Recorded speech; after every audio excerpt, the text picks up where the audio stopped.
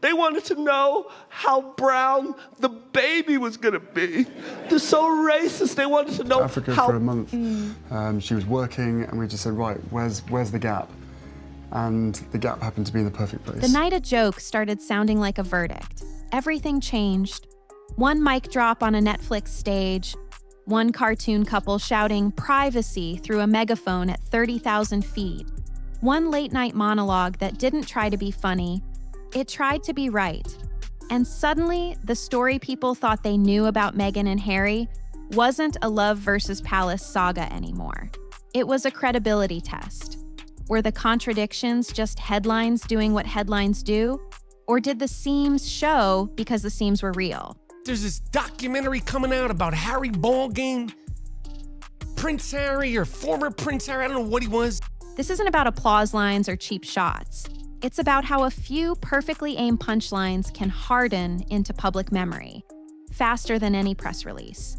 Because the harshest blow in this whole saga wasn't a joke at all. It was a principle older than the crown, and millions quietly nodded along when they heard it. We're going to rewind to the moment the setup cracked and follow the laughs to the tell. And when we get there, you'll see why the loudest part of this story isn't what they said. It's what didn't add up. It didn't start with a punchline. Meghan Markle. Seemed like a nice lady, just complaining. I was like, didn't she hit the light-skin lottery? It started with a confession on a primetime couch and a story big enough to freeze the timeline for a weekend. A young couple said the palace life behind the photos wasn't glitter. It was pressure, protocol, and conversations no one wants to believe still happen. They described private worries about safety. They described a future child becoming a headline before a birth announcement. They described realizing the crown doesn't come with a handbook, only expectations you learn by breaking. I know what she Sore gonna do. I loser know Prince what Harry Meghan Markle gonna has do. revealed I that he know her doesn't number. know how long his father has left to live, which implies Then came the details that made the internet choose sides. Claims that a private exchange about what a baby might look like was more than curiosity. It was a line crossed. A claim that the legal ceremony wasn't the moment people watched, that something quieter happened days earlier. A claim of walking into a centuries-old institution without fully grasping how ceremonial it really is. Each line traveled fast because it felt simple. But the more it spread, the more the edges frayed. Everybody trying to be a victim. Like, what's this girl, Meghan Markle? The palace response was measured but pointed. The press turned forensic, and timelines were compared like evidence. Sympathy met skepticism, and neither side blinked. That's the crack comedians live for, not cruelty, but contradiction. You can't control which part of your story becomes the headline once it leaves your mouth. And when it did, the narrative stopped being a romance and turned into a riddle about consistency. The setup was in the open. All it needed was someone with a mic to test how sturdy it really was. Here's Chris Rock going after Meghan Markle. That she went through was not racism. It was just some But that wasn't the whole story. Chris Rock didn't retell their story. He reframed it. He zeroed in on the claim of walking into royalty blind and treated it like a fairy tale that forgot the ending. His point was simple. You don't stumble into the world's most public institution by accident. That one shift from innocence to implausibility made millions recalibrate the whole narrative. Then he split the biggest allegation into two buckets: malice versus family mess. everybody trying to be a victim. Like, what's this girl, Meghan Markle? Seemed like a nice lady. He argued that some of what was labeled as prejudice looked to him like ugly in-law behavior, the clumsy, nosy, boundary-testing kind that shows up at every dinner table, only louder because it lives under a crown. He even used a comparison anyone could understand. If you marry into a dynasty, you shouldn't be shocked by the dynasty's baggage. The bit wasn't gentle, but it was sticky. It gave the audience a handle. The sharpest moment came when he tackled the most explosive claim, the talk about a future baby's appearance. Trying to be a victim. Like, what's this girl, Meghan Markle? Ah. Rock's take? Curiosity about a child's features happens across families. Context is what turns it harmful. By shifting the focus from intent to interpretation, he made the audience do the math themselves. No charts, no footnotes. Just a frame that felt obvious once it was spoken out loud. Why did it land? Because he replaced complicated timelines with one clean test. Does the story hold up outside the palace? In kitchens, carpools, group chats?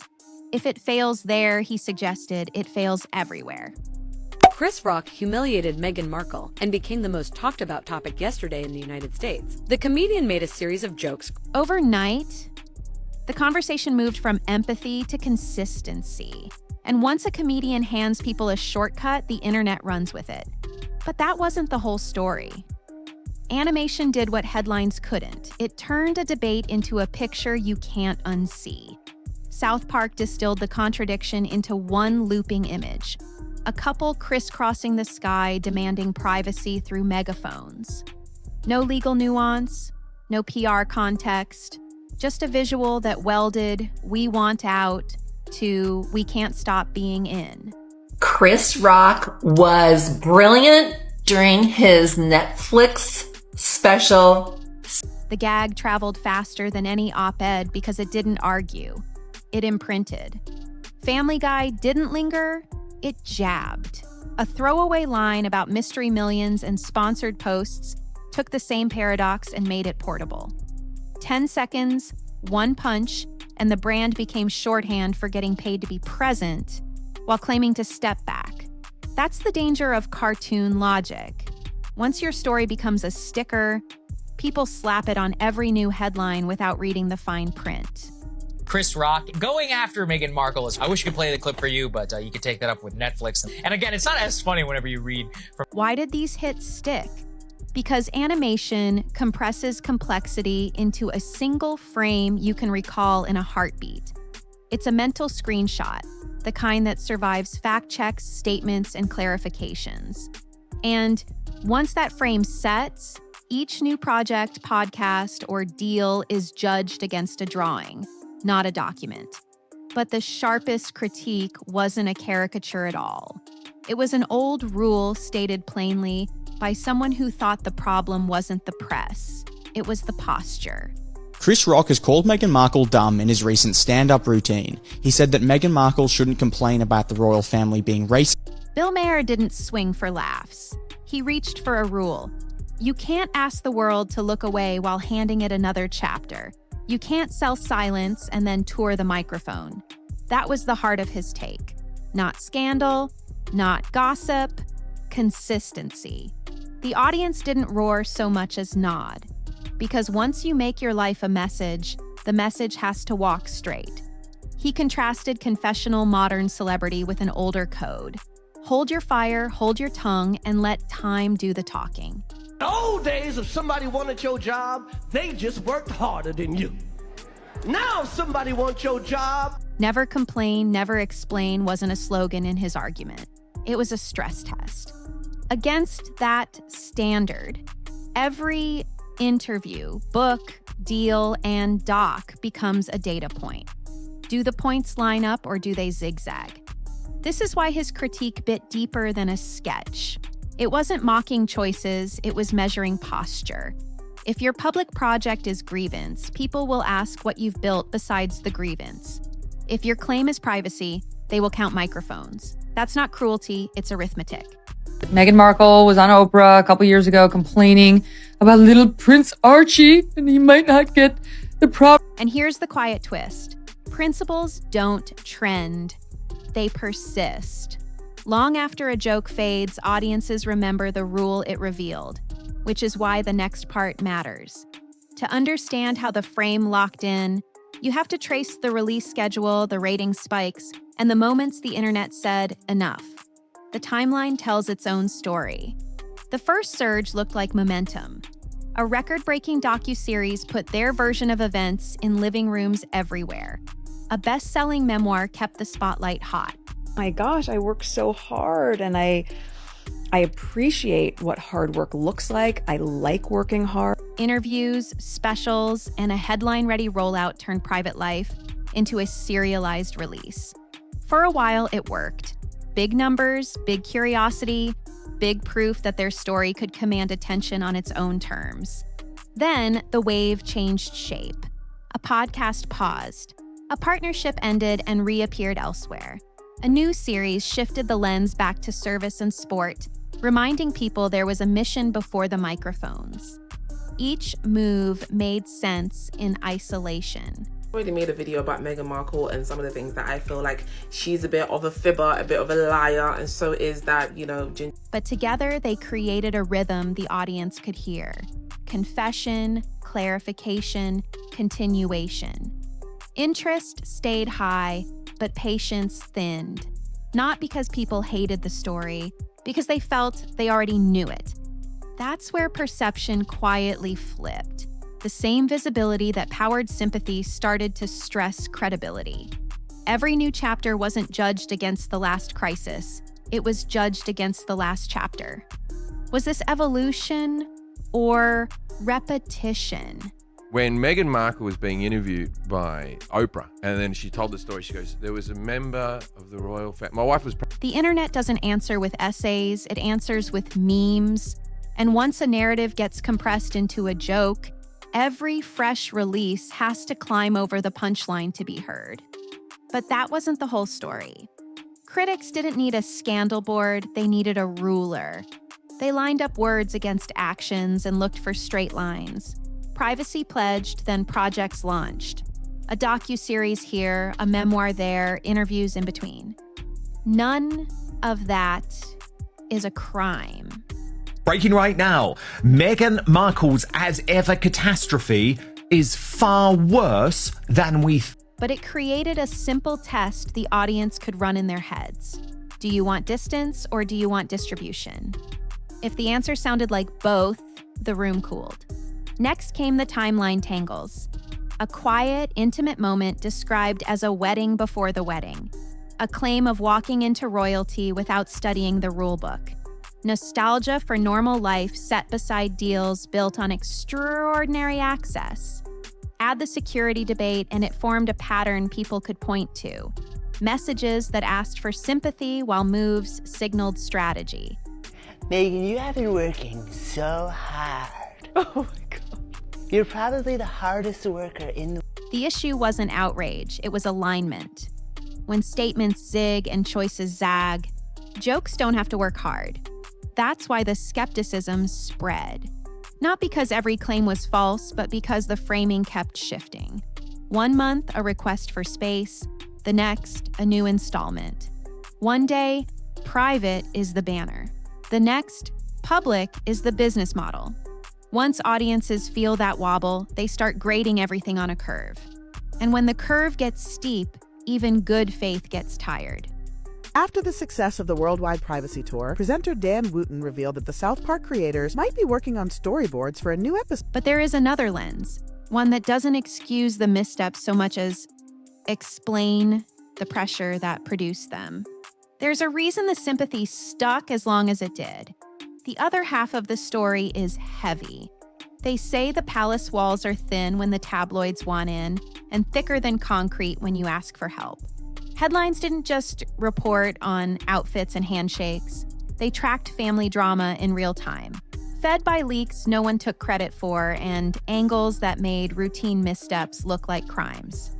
South Park is back at it again, and this time, Meghan Markle is firmly in their sights after the chaos surrounding her latest viral video. If you've ever felt ganged up on at work, imagine that feeling syndicated.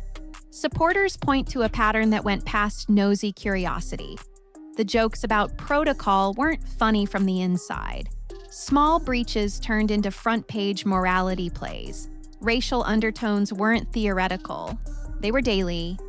Name choice, skin tone speculation, side-by-side comparisons that hit differently depending on who was in the photo. Add new parent stress, a spotlight that never blinks. Meghan Markle said she cried over South Park, but the rest of the world just laughed. Where this all began was in February of 2021 when Prince Harry and Meghan Markle and a security bill that doesn't care how you feel about the press. That cocktail can break people who don't have microphones, let alone those who do.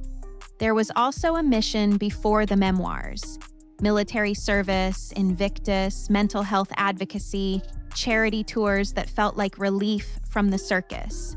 For a lot of viewers, those were the moments that made it easy to root for them, when the cameras followed purpose instead of pain. In that frame, the interviews weren't clout grabs. They were survival. Like, I curtsied as though I was like...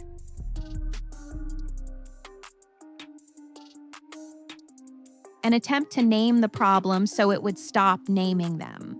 Does that erase the contradictions? Numbered. But it explains the impulse behind them. When you feel cornered by an institution that never speaks and a press that never stops, private but public can sound less like a brand and more like a compromise. And that's the tension the audience keeps weighing. Were the inconsistencies a strategy or symptoms? Which brings us to the only part that actually decides a legacy: what you do next. Have you ever noticed that little ring royals wear on their pinky? King Charles wears one, and Meghan Markle used to, but not anymore. When she inherited... Recovery doesn't start with a statement. It starts with a silence that means something. Stop feeding the loop. No new confessions, no relitigated timelines. Draw a bright line between private life and public work and keep it there long enough for people to believe it's real. Then stack proof, not quotes, outcomes. One Invictus win that changes a veteran's life. One program that funds therapy sessions, not hashtags. One school reopened. One metric that can't be argued with. But I will say, I'm sure you've probably noticed that a certain show, Suits, has become a phenomenon yet again on Netflix. When receipts are human and measurable, jokes bounce. Make the cadence boring on purpose. Quarterly updates, same day, same tone. No surprise drops. Predictability reads as stability, and stability is credibility's best friend. If there's a setback, say it plainly. If there's a win, let third parties announce it first. Borrow trust until you've rebuilt your own. Retire the contradiction traps. If privacy is the value, don't monetize the memories. I watched every episode of the Meghan Markle Netflix show, so you don't have to. Now, a lot of people made a big deal about Meghan correcting Mindy Kaling on her. If public work is the mission, put others at the center of the camera and fade yourself to the edge. The less the project needs your personal pain to sell, the stronger the project feels. Fix the fuzz. Anything that tangled the timeline gets one clean correction and then a permanent archive. No more what we meant was. The audience doesn't need more angles. It needs one straight line. Finally, choose a principle and live inside it. Service over self. Fewer adjectives, more verbs. I don't know if you guys have seen this video. It's been around for a minute. Every time it pops up. Never complain, never explain doesn't have to be your motto, but some version of show, don't tell does. If the work keeps talking, the narrative gets tired of arguing with it. Do that for a year, quietly, consistently, and the meme starves. The punchlines don't vanish, they just stop fitting. And when that happens, the story resets to something stronger than a headline, a track record. But the real test isn't whether the internet forgives. It's whether the work makes forgiveness irrelevant. Meghan Markle, Prince Harry won't stay silent after feud with Beckham's. I know this report is true because Meghan Markle and Prince Harry... In the end, this was never a battle between comedians and a couple. It was a stress test between story and consistency. Jokes hit hard, then fade. Principles don't. If the message lines up with the moves, the noise quiets. If it doesn't, the punchlines do the talking. That's why this saga keeps looping. Not because people hate a love story, but because they can't follow a line that keeps bending. So here's the takeaway that matters after the headlines, the specials, and the think pieces. I want them to make a completely clean break. Go and get the freedom you say you want. That means you don't keep all the titles which give you... The only answer to doubt is discipline. Fewer confessions, clearer boundaries. Work that shows up without fanfare and stands on results, not recollections. Do that long enough and the meme starves. The crowd doesn't need to be convinced, it just needs to see the same truth twice. Your turn. Did the jokes reveal a flaw or just amplify one? Could a year of quiet wins reset the whole narrative, or is the brand too far gone to outrun its own echo? Drop your call below. If you want the follow-up, where we map the exact moves that would rebuild trust step by step, make sure you're subscribed so you don't miss it. And if you're still watching, thank you, because attention is a vote. I'll earn the next one.